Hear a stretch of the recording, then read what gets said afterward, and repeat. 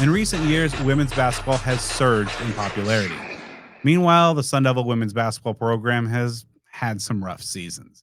But a new era is here in Tempe, one that's defined by effort, chemistry, and defense.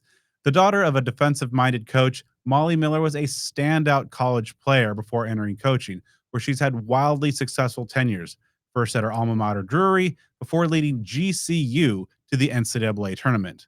Molly is now a Sun Devil, and the first few months of her tenure have already generated a significant buzz in the desert.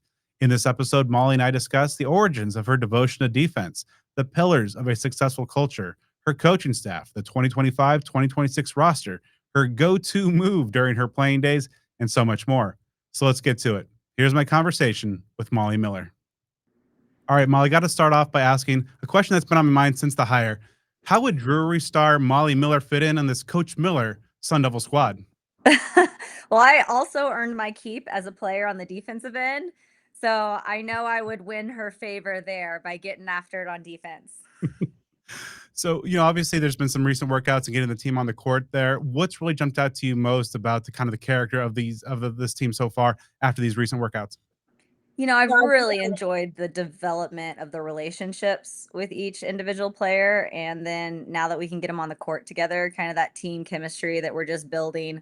Very fortunate to have a wonderful group of kids. I mean, I love every single one of them, and it's that initial phase where you're like, "Wow, the buy-in is phenomenal." Their effort is great. I tell them there's two things I care about. It's the effort and energy bucket, and it's the attitude and body language bucket. And those are the only things that I could ask for right now. And they get A pluses in those categories. Not everything's going to be perfect. It'll be a little sloppy. Everything's new, but as long as they have that energy and effort and buy-in, then I'm happy. So been a happy camper for the past couple weeks.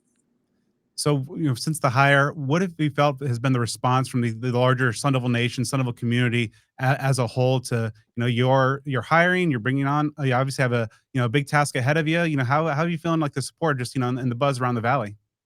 The welcome has been great. I think there's some enthusiasm and excitement of about the brand. There's some buzz around my staff, which has been wonderful. There's also, having Graham and seeing his vision and understanding what he wants, not only for the athletic department, for women's basketball specifically, has been really inspiring to me. So everything's aligning really nicely. I've been able to meet people more now than I was in that first 30 days when I was just running around. It was a whirlwind. I was trying to hire staff, do portal recruiting, get a schedule together, on board. So now that I'm a little bit more settled in, it's been great to invite some people to practice, even shake some hands and get to know some people. Speaking of that initial phase, what was the process like for you when you take the job and obviously have to kind of assess the current state of the program and some of the action items to attack first? What were some of the process you undertook, when you first got there in those early days and weeks? Yeah, kind of week one was just current roster, what that looked like. And there's an element now with the transfer portal that kind of you have to weave through. And we did that. What were our needs? What did we have returning? How were we going to attack the recruiting side of it? And then obviously, when I kind of meet with the current roster and make sure the state of the union with the current players and the current people that are touching the program, whether it's athletic training, sports performance, nutrition. That was kind of my first to do on those first couple of days. And then I had to get a staff to help me. That was one thing that I found out real quick. I'm going to need some help. So, assembling a staff is priority, high priority. And we did that, and so phenomenal, the staff that we put together, just a range of experience, range of levels that we came from. I brought three staff members with me, and then hired Abby Olajuwon from the WNBA. So I think that's good synergy to have with these recruits who can play at the next level. That's an easy talk for her. And then Stephanie Norman, who was at Louisville, and she was an alumni. And so for her to come back, after being so successful there, has been a really, really great positive. And then Daniel Barber, who's one of the hardest workers, best recruiters that I've ever met, hopped on board too. So we got the dream team of a staff here. So of course, you've had great success in your prior stops, but making the jump to Arizona State, what have been kind of maybe the biggest differences that you've noticed, leading a program at this level, at the power conference level, and obviously having some more resources at your disposal. Yeah, I had to turn a lot of rocks and go a lot of different avenues to get on the phone with some of these high elite level players. Here, I'm able to make one call, and they answer. So it's nice to be at the highest level and to be able to recruit the elite of the elite. And I think that's a niche that I thrive in is the recruiting space. Even as a head coach, I want to be very involved. So the relationships are important to me. I think kids at this level is getting hit from all sides. It's just a little easier to get now at Arizona State when you kind of have that reputation for being a bigger school. And I think there is some buzz around the new hire and the direction and the vision that I have for this program. And I'm loving the ability and opportunity to share that with high level recruits. I want to go back a little bit to the start of your own basketball journey. How did you first get involved with the sport? It's funny because I played and I was a point guard. I was a coach's kid, so loved the game, high IQ. Really enjoyed my time as a player. But then I went into the marketing world, so I did the corporate world thing for a few years, and I was a marketing director for a group of neurosurgeons. And it was funny because my alma mater at Drury, they had an assistant coach opening. So I went to the head coach who I'd played for. I was like, would you encourage me to pursue something like this? And he was like, heck yeah, I'd encourage it. I'm like, oh, okay. So I had to take about a $15,000 pay cut and get into coaching from the marketing world. And the rest is history. I became the head coach at my alma mater and then obviously stops at GCU and now Arizona State. Speaking of the journey, you mentioned a coach's daughter there. So what was that the entry point in there? And sometimes it can be a very awesome and easy conduit. Sometimes it can be a little friction there. What was it like, having a coach as a parent?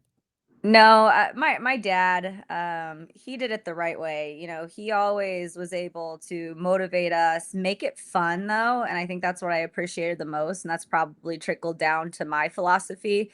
It's like we all had fun playing this game. That's why we initially got into it at a young age. So my dad, yeah, he was our AAU coach, and he had a love of the defensive side of the ball, so that's probably where I get that. But we just had fun playing, and I just know he really cared about his players, kind of more than a basketball player. But and for me growing up in kind of that environment, like I saw a lot of ways that it works, which I kind of took those from my dad, and then I saw a lot of coaching philosophies that didn't work. So I think that was a unique situation for me to be in and kind of pull from all my experiences growing up in a gym. When did you realize that you were really good and this is the game, your skills at basketball in the game could take you places? Oh gosh, probably when I was about 8 years old and my dad said, "Don't worry about your left hand. We can work on that later. You're not strong enough." So I marched out to the driveway. We had a cul-de-sac.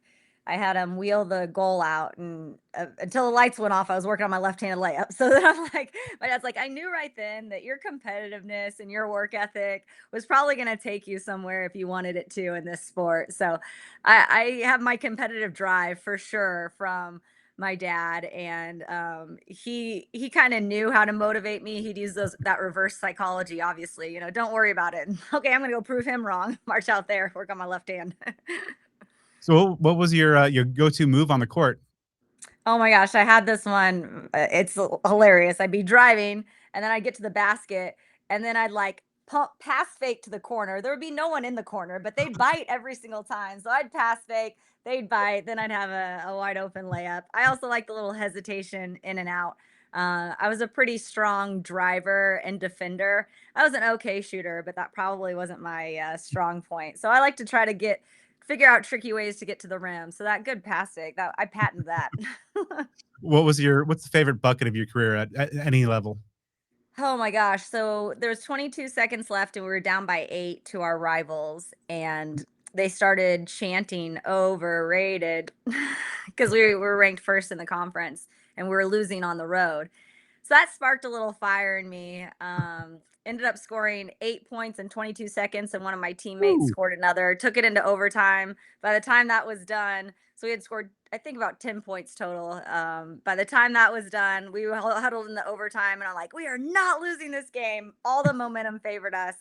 So it was funny. I still remember that radio announcement. My dad saved that, and they're like, "Oh, what's happening?" It's like, shouldn't have Shannon overrated with time on the clock. That kind of sparked my fire. Definitely, that the competitive streak is certainly on display there. So, obviously, what is it about basketball that you love so much? Obviously, you thrived as a player, and now is you made it your career, and making an impact on so many lives.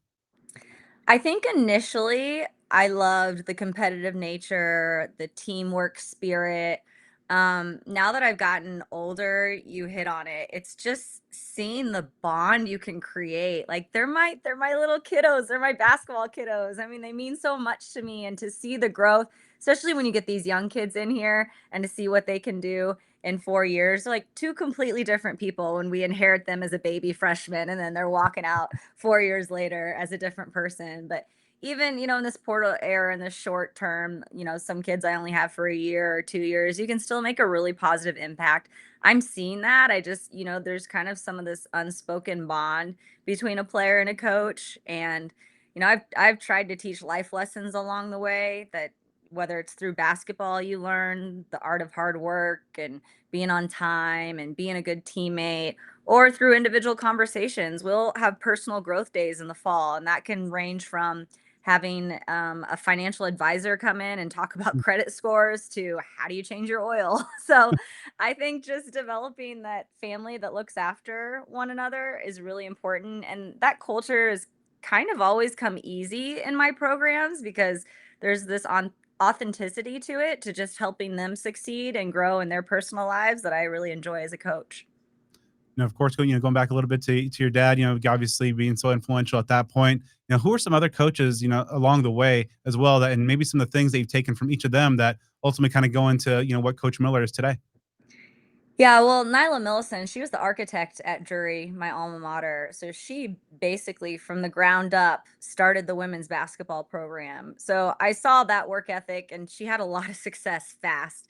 So I'm like, if anyone tells me I can't do it in a short amount of time, I just kind of remember that. And the year before I got recruited there, they won, or they went to the national championship, and they were national runners up. And so Drury was actually the only Division II on my list. I had a top five, and four others were mid-major Division I. But I was competitive by nature, and Nyla, she developed a really good relationship with me.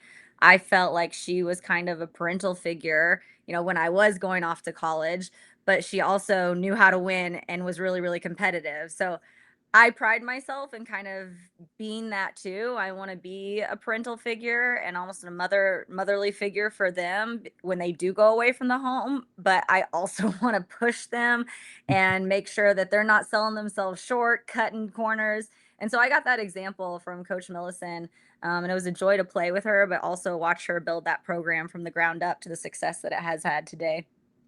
As you mentioned, and has been your calling card throughout your coaching career. The defense first mindset. You mentioned going back to your dad and such in those days. How have you seen that kind of evolve? 'Cause obviously, everybody loves to shoot the ball and the flashy plays, but some putting in rolling up the sleeves and doing that kind of dirty work there. How has that kind of defensive first mindset kind of evolved over the course of your career? I was hoping that it would transcend levels, Division II to mid-major Division I to now a high major Division I. And it has really. And I think that's because of the heart and the effort and the buy-in that it's played with. One of the greatest compliments, it's a compliment. Well, first it's a question, and then I take it as a compliment. How do you get your kids to play so hard? Like, what do you mean? This is like our daily. This is what we do every single day in practice. We roll out the ball and we play with energy and we play with heart. And I think that's something that we don't just have to teach, because it is what it is. It's the standard. And so I just think, looking back, knowing that there's a method to the madness when it comes to defense, and they see what it looks like, and then they see it paying off. Like last year, we were top 15 in the country in steals and turnovers forced. So there's a reward in that, right? And you're not going to be on the court to play offense if you don't play defense. So there's that as well.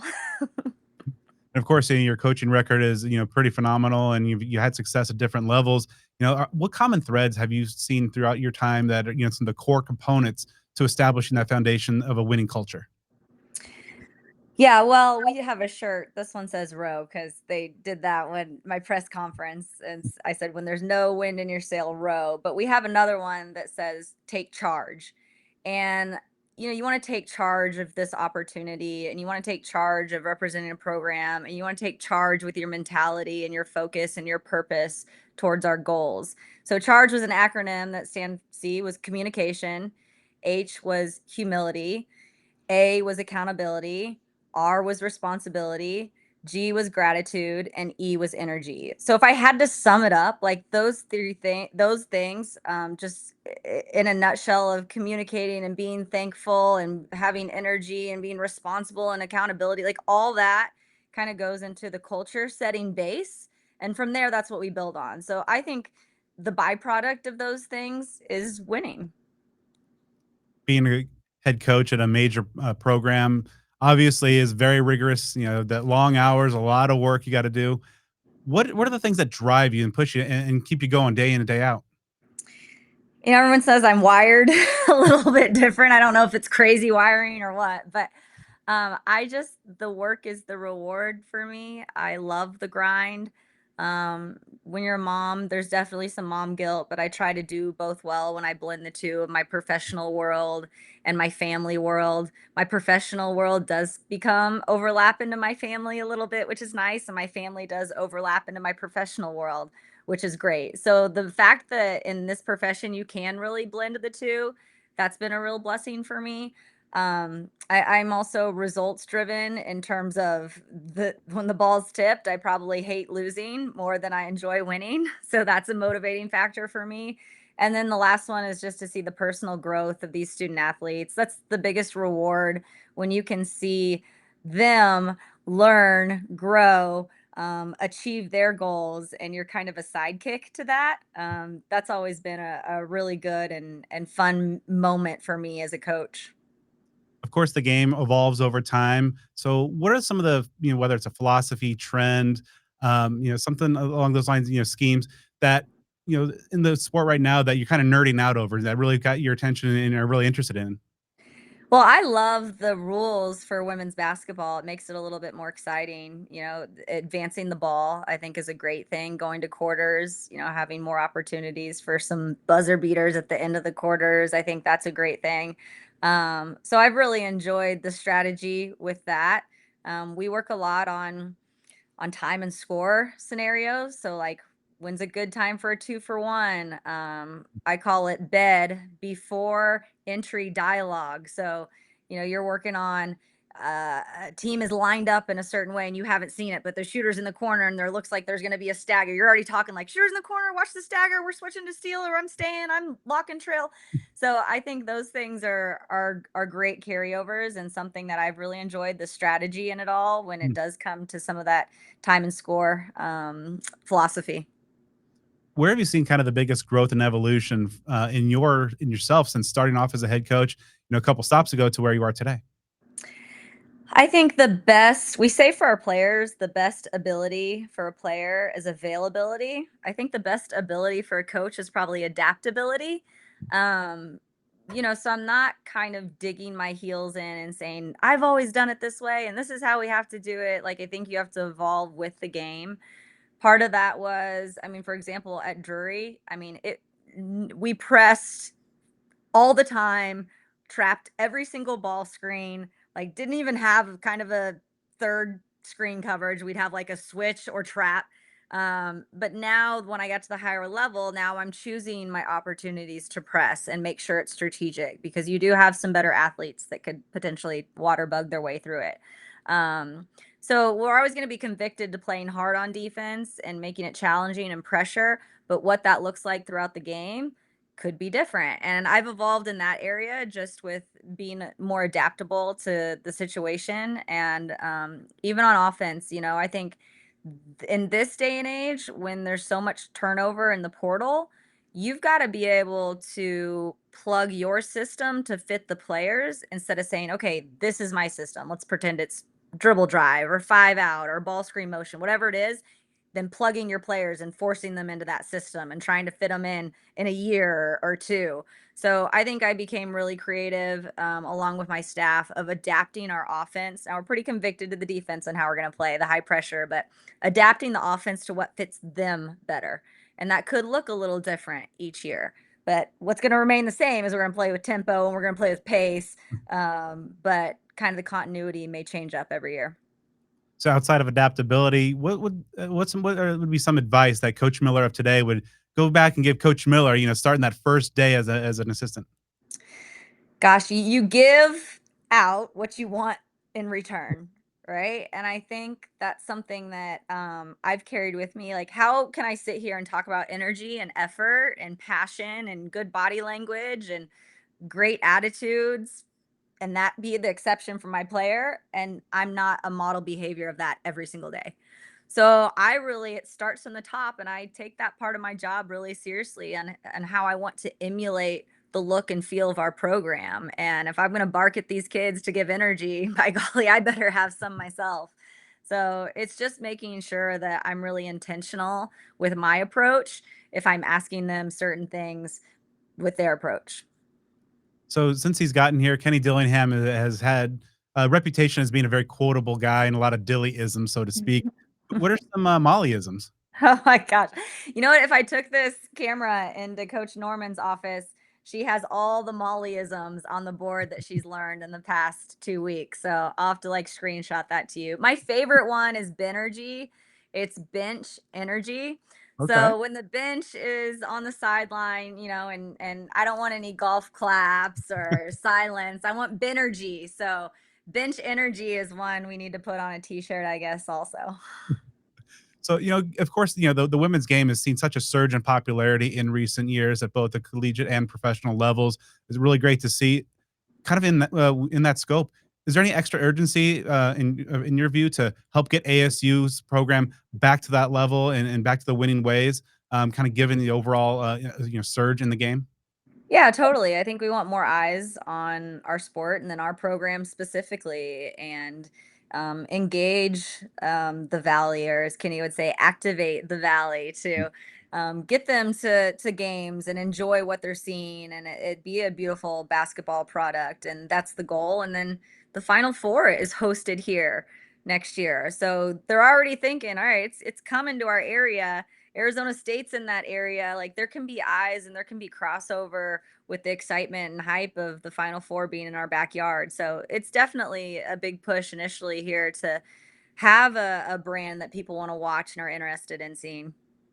What are the biggest challenges now in a post-house settlement world for a head coach of a major program?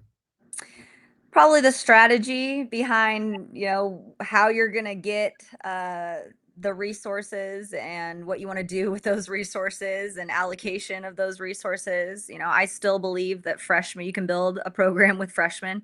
I still believe that. I think there's a good hybrid mix of transfer portal, college ready, college experience, plugins that you can have to fill some voids in a roster, but I still want to recruit freshmen. Last year I had a kid, Tiara Brown. She was my very first recruit when I got to GCU. And she played 4 years. And I said, Tiara, you've given me 4 years. I'm so proud of you. You've done what I've asked you to do. I understand she had her fifth COVID year. I understand if you want to maybe make that jump to the next level. And she's like, nope, coach, I'm staying with it. She loved the culture. She loved the situation. She was a great player in the system. She was a perfect fit for the system. So I think that retention piece too is going to be really important. And we've done that. To say I've coached a kid, the same kid in the same spot for 5 years, is kind of unheard of these days. So I think that retention piece, along with the resources, is going to be important. But the retention comes from your culture and your locker room, which we've always been very proud of. Speaking of the resources, since he took the job, Graham Rossini's talked about, four sports kind of having the trickle down effect of football, baseball, men's and women's basketball as being and helping to drive the engine for the other sports for the Sun Devil athletic program. What is your overall view of the kind of the support that Graham Rossini and the department's been giving, especially in this post house world, but also in a world where they're making one of your program is one of the priorities. Yeah, I think it's going to be nice to get the settlement behind us because that's where a lot of his time had to go was to a lot of this settlement talk and preparing for that. And so he's been great with a forward thinking plan. I mean, I think from my perspective, he wants to kind of set the curve instead of be behind the curve. So I love those conversations that we've had. For women's basketball specifically, as an alum, he has pride, with all the sports here. And so he's competitive also, which I love. I want to be around like-minded people. So a worker that's competitive by nature, that wants to see success in every program.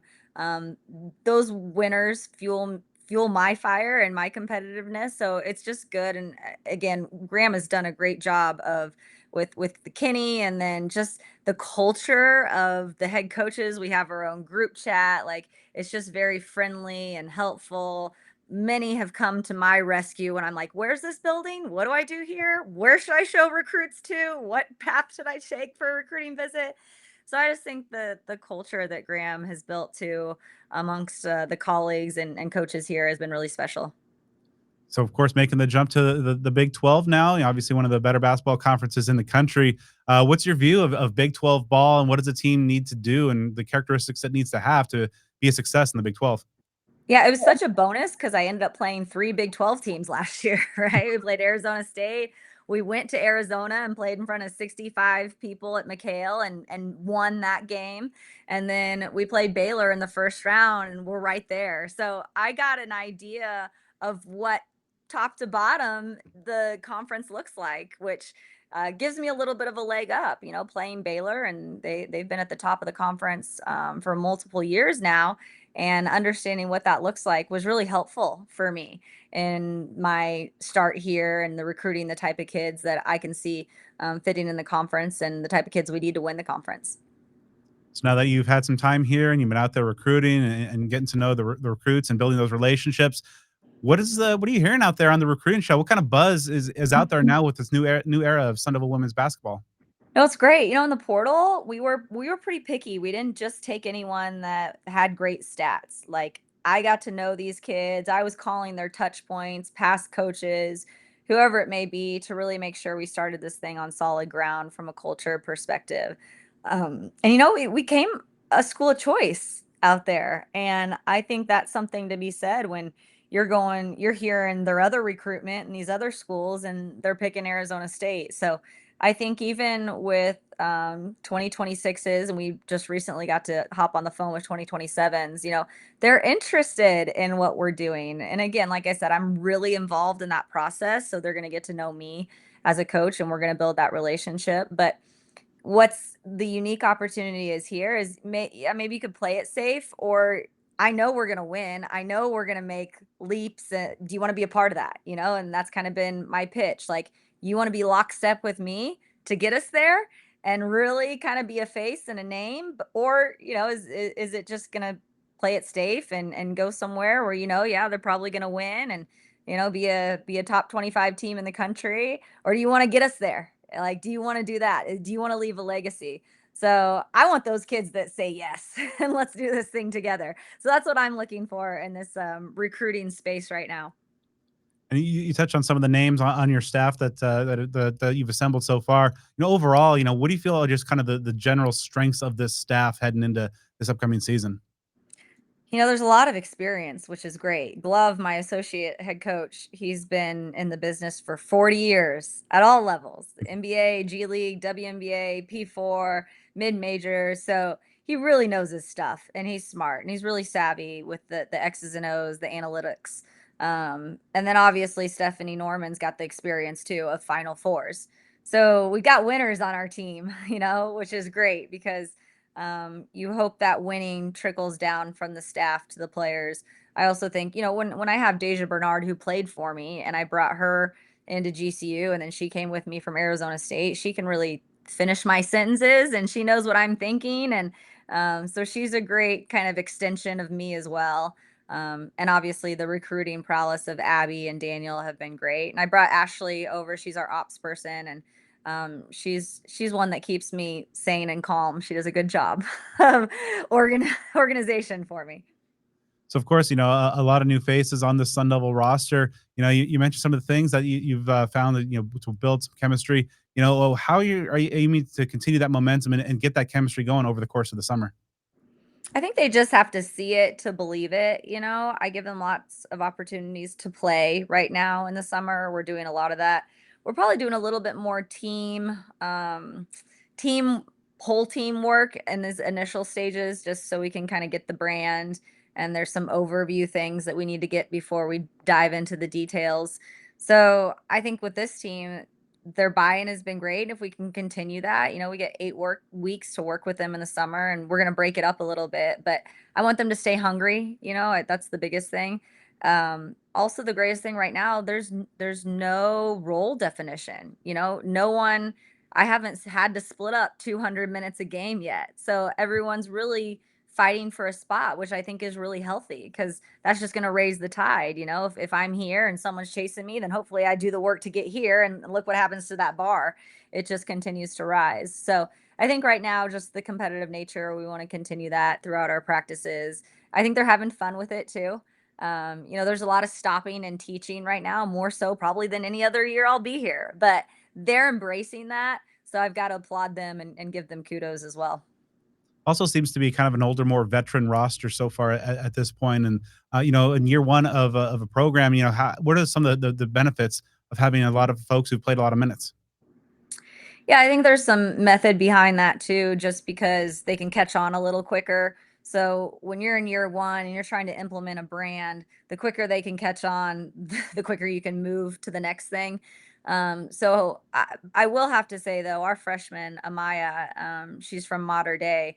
When we have visitors, I'll sneak over one. I'm like, tell me which one's the freshman out there, and they're like, I don't know. I'm like, that's a good thing that they can't pick out the freshmen. So even to have younger kids who are getting it a little bit quicker than maybe I would initially expect has been a really good thing for this team to be able to, again, just build the brand on both sides of the ball. How long, from a coach's perspective, do you find that it takes to kind of really get a grasp of your team, its character, its strengths, its weaknesses, and overall, you kind of get that good overall feel for it? January. I think when you've played a whole non-conference slate, you can really then figure out what works, what doesn't. I mean, in for this brand especially, like it takes a special type of player to buy in and give it your all every single second that you're out there. So, especially in this initial year, it'll take a little bit longer, but I think I've got the team that's going to embrace that.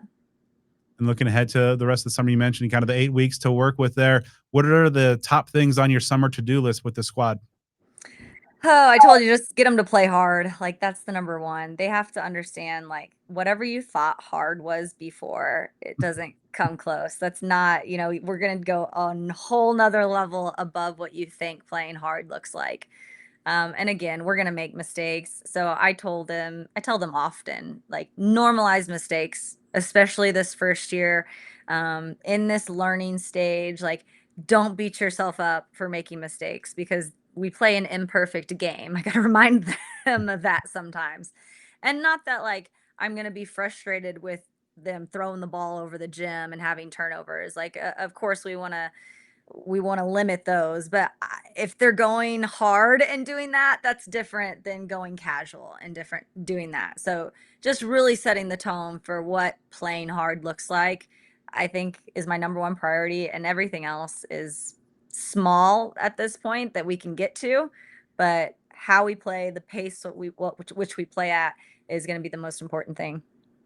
So, fast forward to next spring when season one is Mhm. in the books. What are going to be the key markers for you to be able to look back and say year one was a success?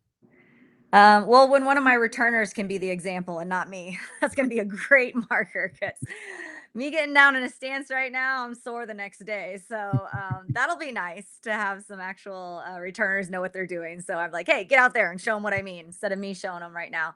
But the other thing is just the transfer from year to year of the expectations and the culture piece.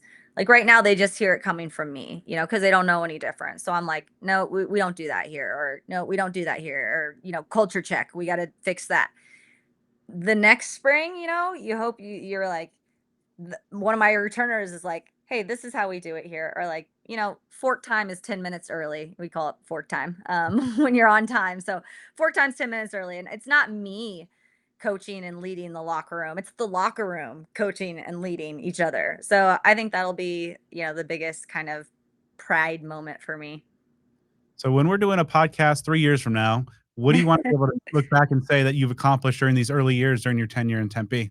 Hopefully, I can just flash them some rings, have Go. some nets behind me.